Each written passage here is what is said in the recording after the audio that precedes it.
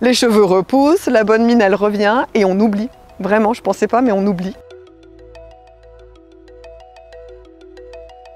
Pour moi, tout a commencé en juin 2021. Simple contrôle gynécologique pour mon rendez-vous annuel et puis pour un projet de deuxième enfant.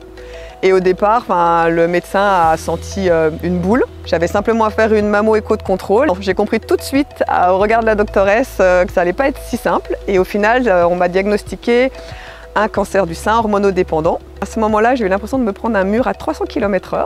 Mais voilà, on m'a pris par la main et j'ai eu chimiothérapie, opération avec curage axillaire, radiothérapie et puis depuis avril 2022, hormonothérapie avec maintien en ménopause artificielle.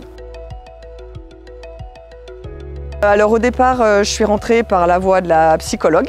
Et on m'avait dit que ça serait bien de faire, pour rapport aux douleurs, pour faire des TCC, des thérapies brèves. Au final, j'ai rencontré Ambre, qui faisait aussi de la réflexologie et qui est pleine de bons conseils sur plein d'autres choses. Et surtout, l'acupunctrice, qui est une pure merveille. Donc ça m'a beaucoup aidée pour tout ce qui est problèmes de sommeil, de douleurs diverses et variées. Ce qui a été le plus compliqué, c'était le côté psychologique, justement plus que le côté physique.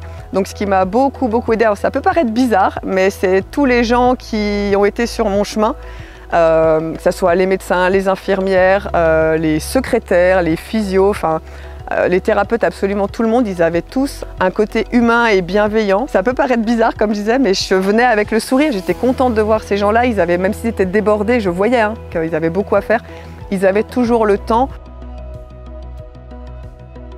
Déjà de se faire dépister, d'aller faire ses contrôles annuels, parce que moi c'est ce qui m'a sauvée. Si j'étais pas allée à ce fameux rendez-vous annuel, je l'aurais su trop tard probablement. Pour les femmes qui vont vivre ça, je dirais que c'est une étape dans la vie, c'est difficile, que oui, c'est pas toujours les meilleurs moments de notre vie. Les jours difficiles, c'est pas toujours comme ça. Il y a des jours difficiles et le lendemain, c'est un autre jour et ça va bien et tout va bien et on peut faire une vie normale. Ce qui, moi, tout au long de mon parcours, ça a été de me dire une chose après l'autre et un jour après l'autre et de toute façon, on vous prend par la main, il faut venir à tel rendez-vous, faire telle chose, allez, on y va et puis la vie reprend son cours et on avance. On avance avec tout ça et c'est aussi très chouette ce qui arrive derrière.